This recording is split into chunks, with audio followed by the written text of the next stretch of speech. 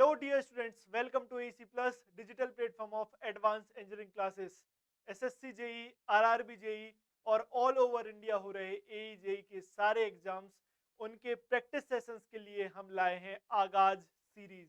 और हम आज आगाज करेंगे TCS पैटर्न के डर को मिटाने का। कैसा कि आप सभी के मन में जो बैठ चुका है कि TCS पैटर्न कैसे क्वेश्चंस ला रहा है, एक रैंडम क्वेश्चंस ले आता है, कहाँ से क्वेश्चंस ले आता है, तो हमने उसकी गुत्थी सुलझाने के लिए ये सीरीज लाई है। क्या हमने क्या किया कि टीसीएस जो ऑल ओवर इंडिया पेपर करा रही है, सारे पेपर्स को एनालाइज किया, उसके सारे क्वेश्चंस को उठाया और एक सीरीज में क्लब किया जिसका नाम दिया है आगाज सीरीज।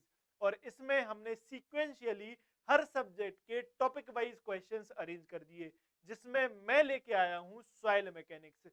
सॉइल मैकेनिक्स बहुत ही वास्ट सब्जेक्ट है, इसके बहुत सारे क्वेश्चंस हमको देखने को मिले ऑल ओवर इंडिया जो टीसीएस ने कराए, और उनको हमने जीरो से लास्ट चैप्टर तक, मतलब सॉइल इंट्रोडक्शन से सॉइल स्टेबलाइजेशन तक अरेंज किया और इस सीरीज में लेके आए हैं। इस सीरीज में हम सिर्फ क्वेश्चंस अकेले नहीं करेंगे, हम साथ ही साथ कॉन्सेप्ट भी सीखते जाएंगे। एक क्वेश्चन उठाया, उसका पोस्टमार्टम करके छोड़ेंगे।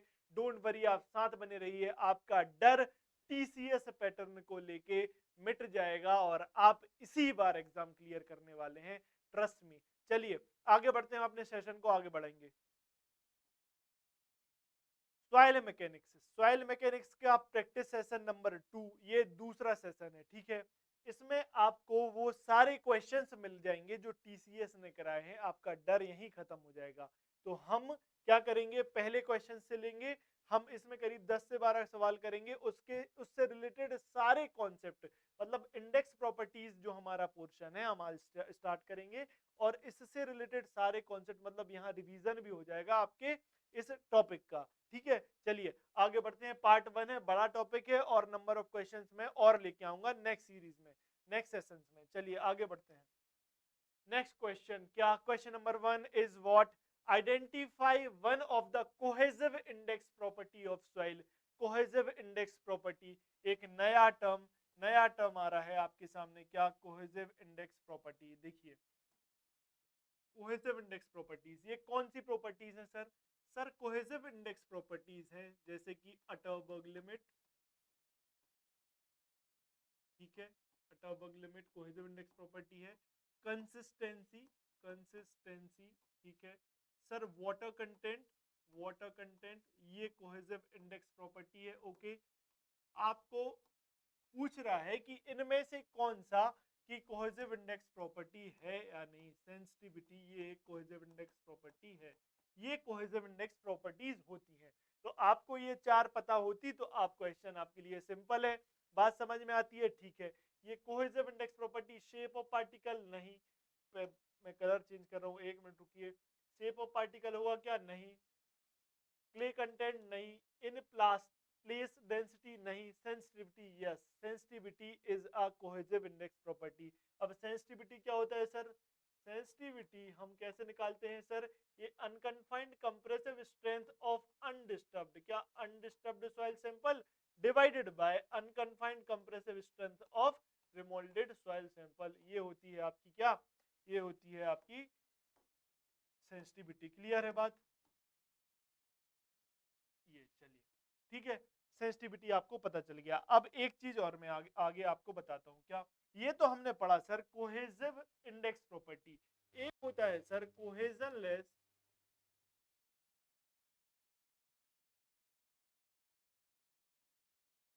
कोहेजनलेस इंडेक्स प्रॉपर्टीज। क्या? कोहेजनलेस इंडेक्स प्रॉपर्टीज। क्लियर है? ठीक है, कोहेजनलेस इंडेक्स प्रॉपर्टीज ये होता है। कौन कौन सी होती है सर? इसको भी देख लो। शेप ऑफ पार्टिकल, ठीक है। दूसरा रिलेटिव डेंसिटी,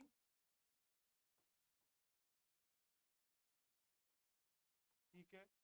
तीसरा क्ले कंटेंट और क्ले मिनरल, ठीक है। ये होती है आपकी कोहेजन लेस इंडेक्स प्रॉपर्टी, ठीक है। ये शेप ऑफ पार्टिकल, और इधर एक और होती है साइज ऑफ ग्रेन।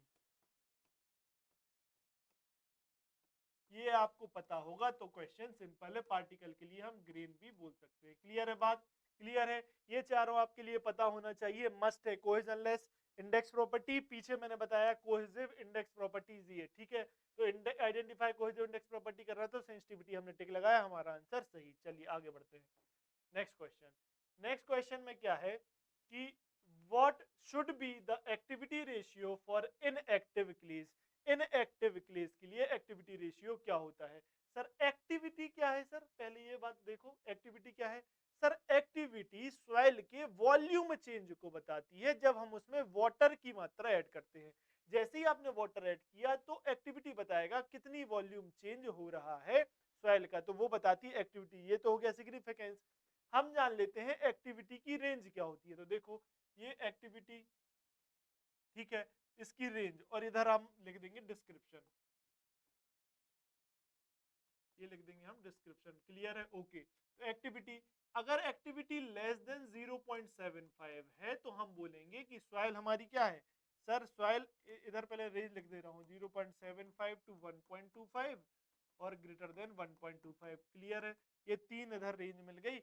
अगर हमारी एक्टिविटी 0.75 से कम है तो ये सॉइल हो जाएगी इनएक्टिव। क्या हो जाएगी? Soil inactive. क्लियर है? ओके। अगर सॉइल की वैल्यू एक्टिविटी की वैल्यू 0.75 से 1.25 है तो सॉइल क्या हो जाएगी? सर सॉइल हो जाएगी नॉर्मल। ठीक है, नॉर्मल। ओके। अब अगर एक्टिविटी की वैल्यू 1.25 से ज्यादा है तो सॉइल क्या हो जाएगी? सर सॉइल हो जाएगी एक्टिव। क्लियर है बात? क्लियर है बात? तो ये तीनों चीजें पता होनी चाहिए। इधर पूछ दिया इनएक्टिव, आगे आपसे कुछ और पूछ देगा तो आपको रेंज टेबल याद होनी चाहिए। टेबल याद होनी चाहिए। मैं इसको पैक कर देता हूँ। देखो, एक मिनट, कलर चेंज किया, कलर चेंज किया, कौन सा कलर लूं? रुको, ये लो, ये वाला कलर लेते हैं अपन। ठीक है, तो ये अपन गजब, गजब सेलेक्ट ही नहीं हुआ है। रुको, फिर से करते हैं। ये लिया अपन ने, कौन सा कलर लिया? ये वाला कलर लिया। क्लियर? क्लियर। अब पैक होगा क्या? वाह, पैक हो गया। क्लियर है? क्लियर है?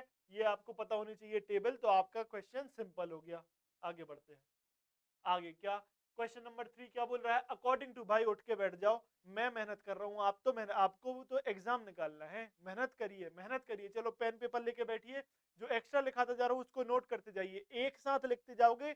जब लास्ट में हम पहुंचेंगे तो आपको पता चलेगा कि आपके प्रॉपर नोट्स, मतलब एक्स्ट्रा चीजें आपको पता चल गई हैं, कैसी जो टीसीएस की फेवरेट क्वेश्चंस हैं।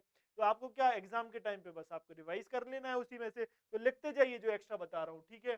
क्वेश्चन नंबर 3 क्या? According to Indian standard classification system the silt and clays are said to be low compressible when the liquid limit is. अब कंप्रेसिबिलिटी और लिक्विड लिमिट के बीच में अगर आपको रिलेशनशिप की टेबल पता है तो ये तो इजी सवाल हो गया। ठीक है, तो देखो क्या, देखो क्या होता है। इधर मैं लिख रहा हूं क्या? Liquid limit.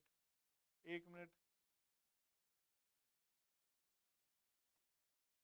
इधर मैं लिखता हूं क्या? लिक्विड लिमिट, लिक्विड लिमिट, और इधर लिख रहा हूं क्या? कंप्रेसिबिलिटी।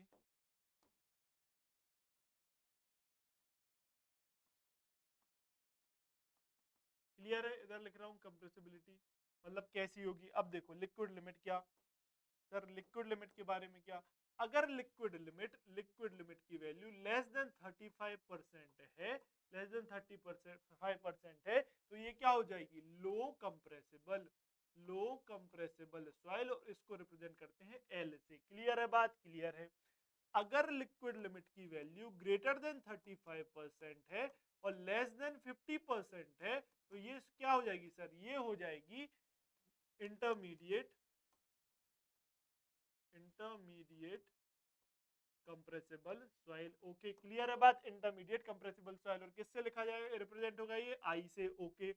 अगर लिक्विड लिमिट की वैल्यू ग्रेटर देन 50% हो गई तो ये क्या हो जाएगा? सर ये हो जाएगा आपका हाईली और हाई कंप्रेसिबल सॉइल। क्लियर है? इसको रिप्रेजेंट करते हैं एच से। क्लियर बात? क्लियर बात है। अगर आपको ये टेबल पता थी तो कोई दिक्कत है ही नहीं, पेपर सिंपल हो गया ना फिर तो।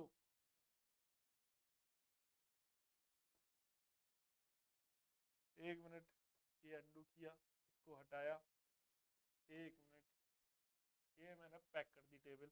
आप इसको नोट कर लो, हर टेबल को नोट करते जाओ, एक जगह सारी टेबल्स हो जाएंगी आपके पास, तो रिवीजन करने में आसानी हो जाएगी। क्लियर है? तो ऑप्शन देखो क्या, the according to Indian standard classification system silt and clay are set to be low compressible. आपको क्या पूछ रहा है सर? आपसे पूछ रहा है लो कंप्रेसिबल, लो कंप्रेसिबल पूछ रहा है, तो रेंज देख लो लो कंप्रेसिबल की, less than 35%, less than 35, D will be answer. Clear है बात? क्लियर है। चलिए नेक्स्ट क्वेश्चन, नेक्स्ट क्वेश्चन। मैंने आंसर नहीं लगाया क्या लास्ट उस क्वेश्चन में?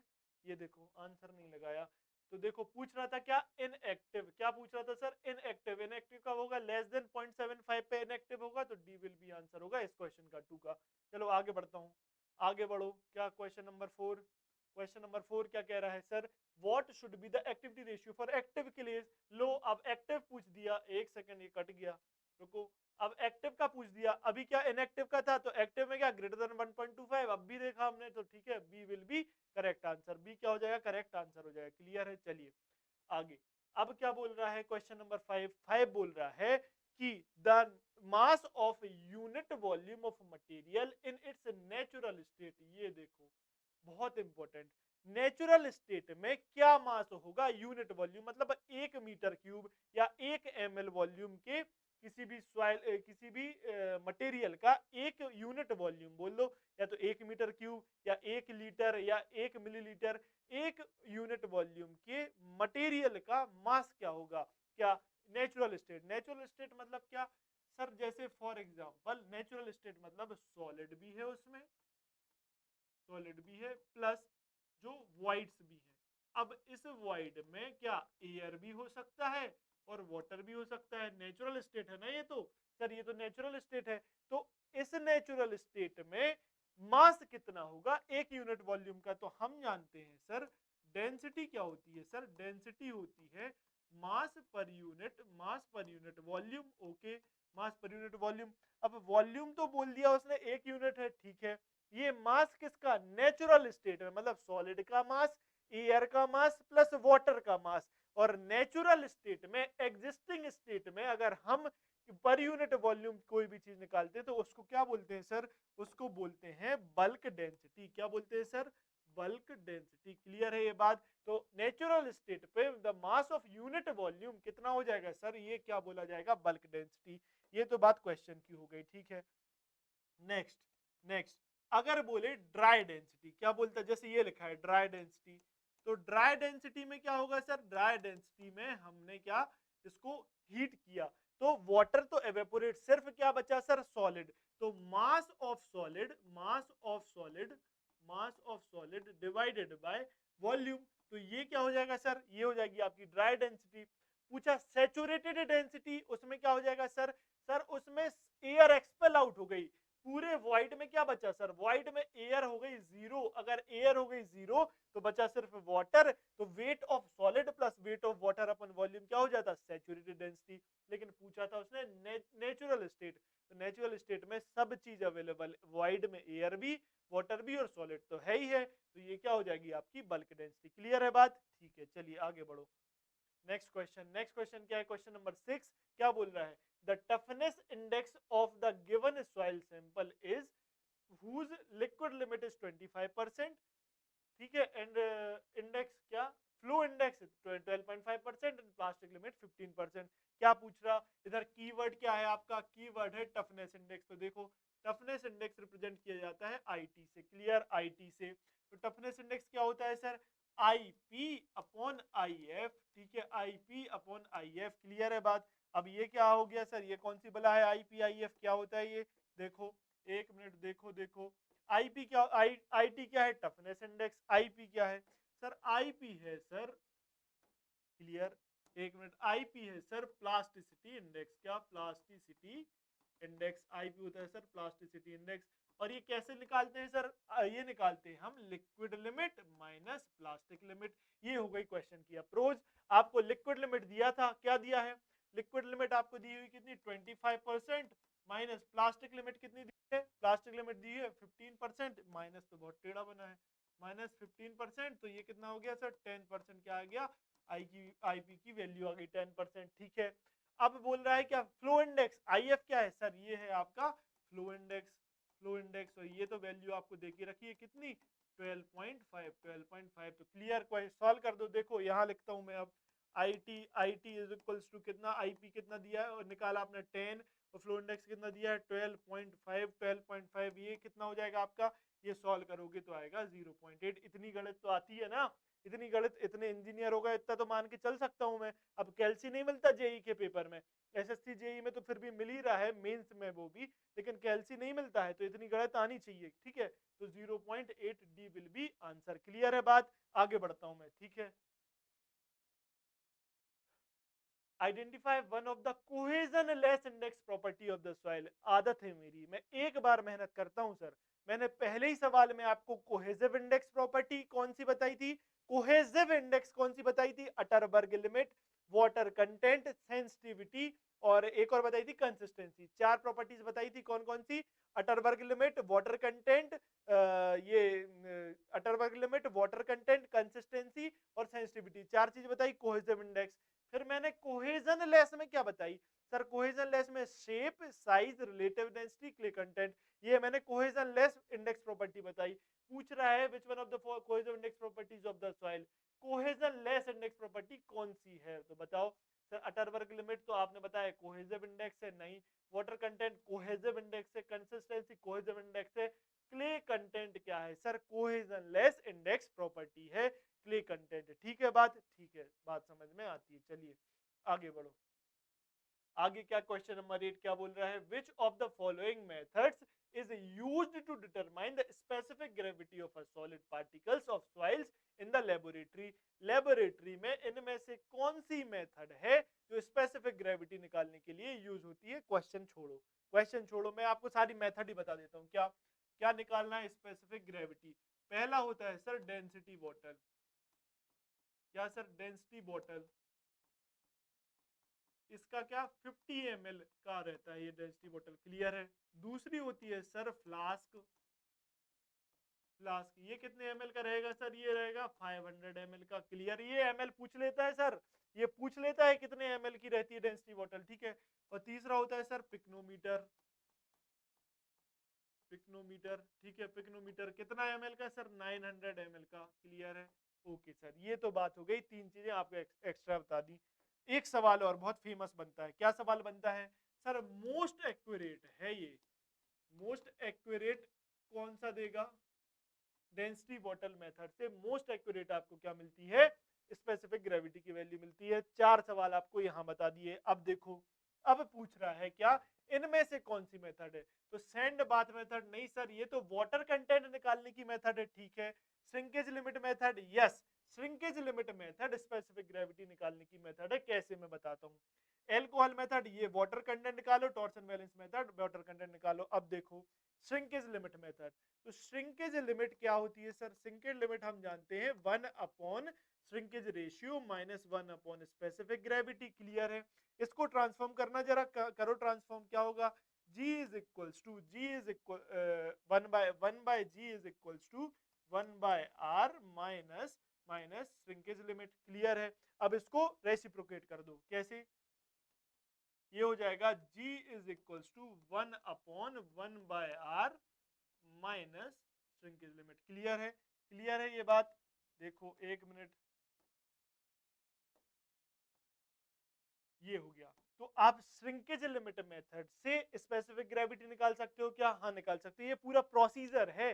तो हमें ये प्रोसीजर नहीं जानना, हमें अपना काम की चीज है। आप स्पेसिफिक ग्रेविटी निकाल सकते हो श्रिंकेज लिमिट मेथड से, हाँ, तो ये तो हमारा आंसर हो गया, क्लियर है बात। अब वाटर कंटेंट निकालने की मेथड और देख लेते हैं, तो यही सब बात खत्म हो जाएगी, क्लियर। तो देखो वाटर कंटेंट और कैसे निकाल सकते हैं, ऐड करता हूं मैं, रुको। अब मैं इधर लिखता हूं क्या, वाटर कंटेंट, यहीं रिवाइज कर लो, सारा कुछ रिवाइज कर लो, और आपकी कॉपी में होगा, नोट्स में होगा। लेकिन मैं पेन पेपर एक कॉपी बनाने को क्यों कह रहा हूं सर, इधर शॉर्टली सब कुछ लिखते जाओ। स्पेसिफिक ग्रेविटी लिखा, उसके अंदर अब कुछ नहीं लिखना, उसके अंदर बस तुम्हें बस चार मेथड लिख देनी है बस, तो माइंड में रहेगा, एक इंडेक्स टाइप का बन जाएगा ना, जब रिवीजन करोगे इजी। वाटर कंटेंट लिख लो आप सारी मेथड, क्या, ओवन ड्राइड मेथड, ठीक है, ओवन ड्राई मेथड, क्लियर। दूसरा एल्कोहल मेथड, ठीक है। तीसरा core cutter, sorry calcium carbide, sorry calcium carbide method. इसका दूसरा नाम ये भी पूछा जाता है क्या, मॉइस्चर मीटर मेथड, ठीक है, ये भी पूछा जाता है। चौथा क्या, टॉर्सन बैलेंस, क्लियर है, टॉर्सन बैलेंस। पांचवा क्या, रेडिएशन,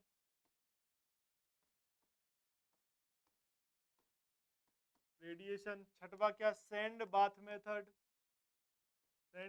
मेथड, यही तो उठा के पूछ लेता है भाई, इंडेक्स ही तो पता नहीं रहता, ये तो बस मेथड के नाम ही तो पता नहीं रहते। एक और इधर लिख देता हूं मैं, सेवेंथ क्या, pycnometer method. Sir pycnometer method से हम वाटर कंटेंट भी निकाल सकते हैं, लेकिन कब, जब आपको स्पेसिफिक ग्रेविटी पता होगी तो आप पिक्नोमीटर मेथड से निकाल सकते हो। ये 7 मेथड्स हैं, ये आपको याद होना चाहिए डिक्टो, ठीक है। आगे बढ़ूं, चलो। तो क्वेश्चन तो एक कराया सर, एक सवाल बताया, लेकिन मैंने 10 चीजें एक्स्ट्रा बता दी आपको, टोटल 10 चीज बता दी, तो 10 सवाल ये हो गए क्लियर। देखो क्या, देखो ये छोटे में हो गया क्या, तो बड़ा भी नहीं होगा क्या ये,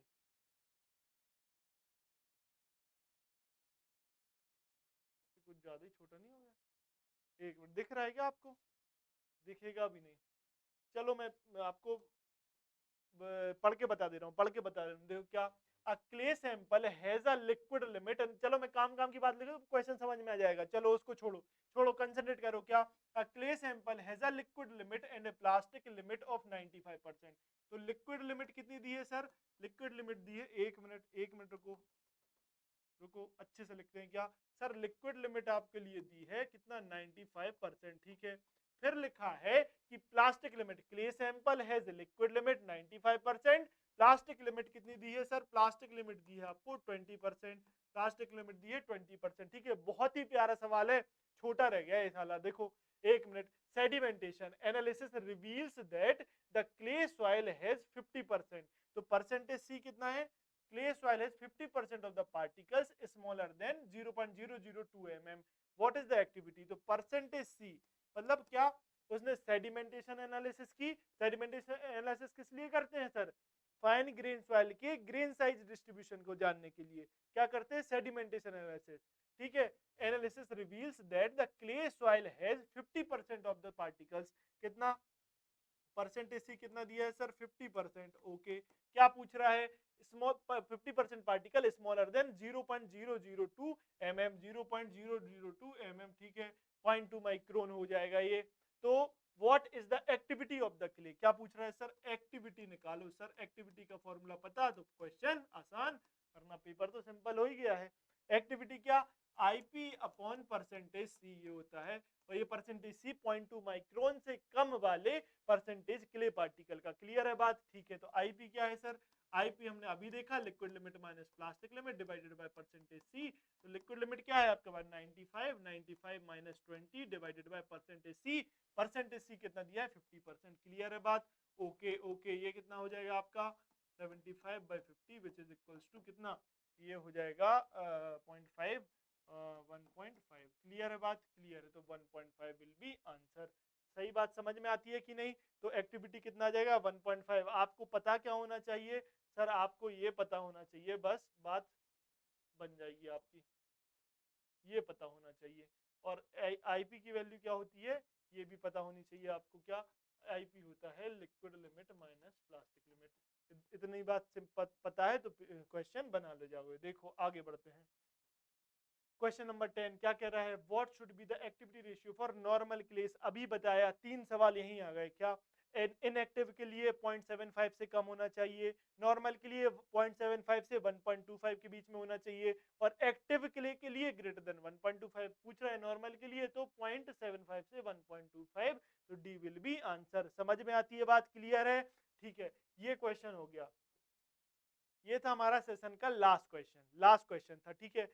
हमने इस सेशन में किए 10 क्वेश्चंस, लेकिन कितना कवर कर लिया हमने, इंडेक्स प्रॉपर्टी का पार्ट 1 है ये, और भी क्वेश्चंस आएंगे। हमने कॉन्सेप्ट भी सीखते गए, साथ ही साथ आपको मैं नोट भी करा रहा हूं ना, तो जब आप फाइनली जाएंगे तो आपके पास एक बहुत प्यारे नोट्स बन जाएंगे, लास्ट में आपको बस रिवाइज करना है। और ये टीसीएस के फेवरेट क्वेश्चन है, टीसीएस पैटर्न के क्वेश्चन है, ऑल ओवर इंडिया जो कराए गए वो लेके आया हूं मैं। तो आपको साथ बने रहना है, बस निरंतरता बनाए रखिए, ये मैराथन है, स्प्रिंट से नहीं जीती जाती लड़ाइयां, मैराथन आपको लड़ना पड़ेगा, डे बाय डे इंप्रूव करना पड़ेगा। ठीक है, मिलेंगे नेक्स्ट सेशन में, तब तक रिवाइज करके आना। इंडेक्स प्रॉपर्टी का आगे के क्वेश्चंस में कराऊंगा, तो इंडेक्स प्रॉपर्टीज आपको मतलब पलटा के आना है, रिवाइज करके आना है। ठीक है, नेक्स्ट सेशन मिलेंगे। ठीक है, चलिए। अब ऐसे स्टूडेंट्स जो फ्रेशर हैं सर, फ्रेशर हैं, उनके लिए क्या, मैंने अभी अभी तैयारी चालू की है, मेरे को अभी कंटेंट ही नहीं पता सिविल इंजीनियरिंग होती क्या है, मुझे अभी अपना कंटेंट जीवित करना है, मुझे अच्छे से पढ़ाई करनी है। तो आपसे मैं बस एक बात कहूंगा, आप अभी एग्जाम टारगेट मत करिए।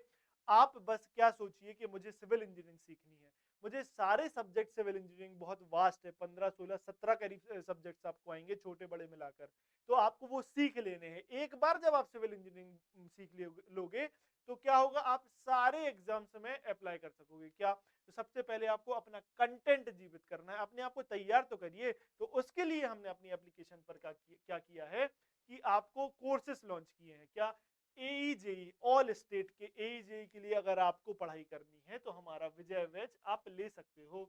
विजय बैच में क्या है, आपको थॉरली सारे सब्जेक्ट्स मिल जाएंगे, आप अच्छे से पढ़िए, टाइम दीजिए और अपना कंटेंट बनाइए। ठीक है, उसके बाद जो एसएससी जेई को फोकस करके पढ़ाई करना चाहते हैं तो उनके लिए बैच 1 लॉन्च किया है, जो कि आपको एसएससी जेई 2024 के लिए 6 महीने हैं आज से लेके।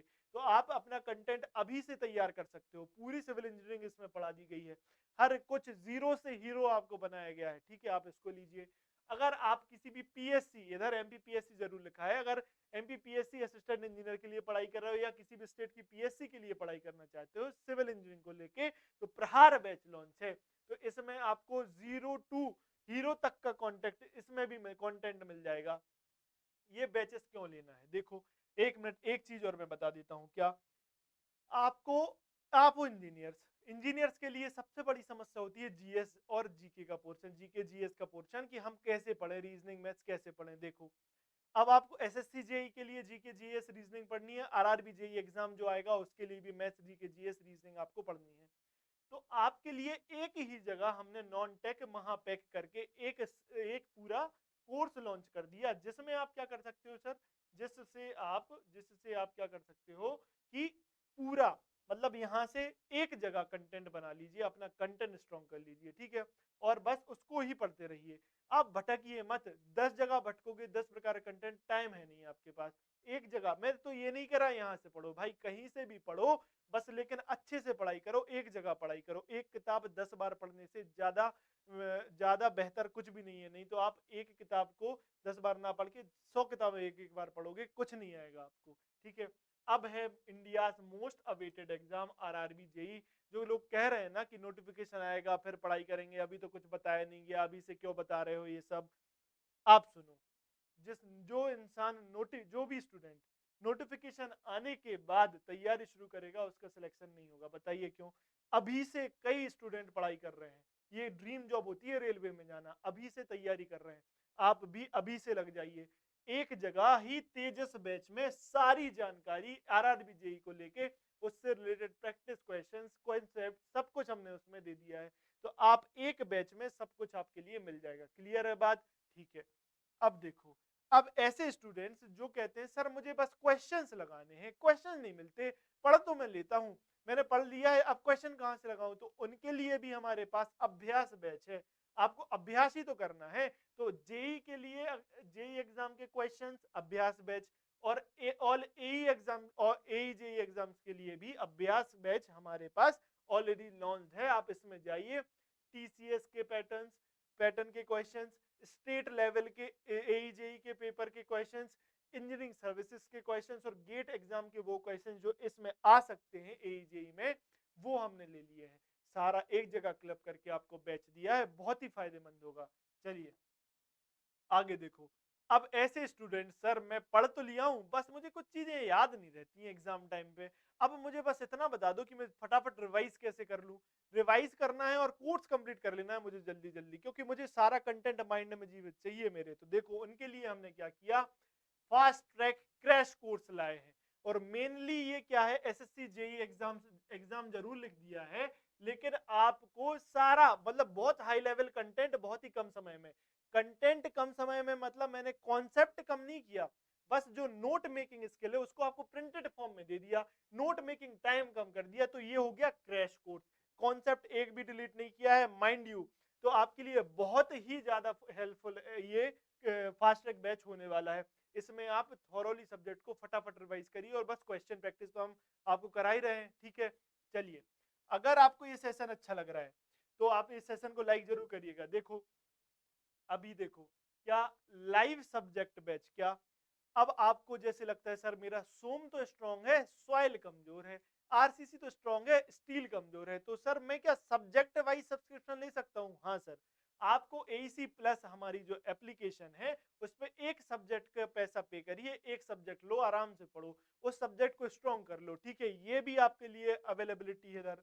देखिए, अब देखो कहां से डिजिटली भी इलिटरेट तो होते हैं लोग, कैसे कि सर लोड डाउनलोड कहां से करें? प्ले स्टोर पर जाइए, एईसी एप्लीकेशन पर जाइए, एईसी प्लस आप लिखोगे आपको ऐसा लोगो दिखेगा, आपको वहां से डाउनलोड कर लेना है और वहां सारी जानकारियां आपको मिल जाएंगी और कांटेक्ट नंबर भी आपको वहां रहेगा, तो आप फोन करके भी पूछ सकते हैं, ठीक है।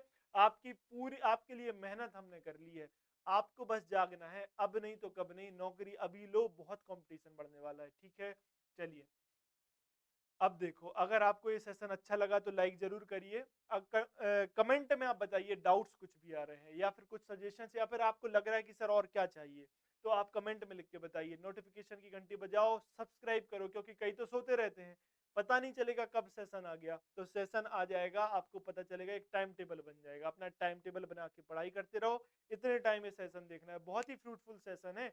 30 मिनट में आपको इतनी जानकारी मिल जाएगी और आपको नोट नोट करके दे रहा हूं मैं, आप भी नोट करते रहिए।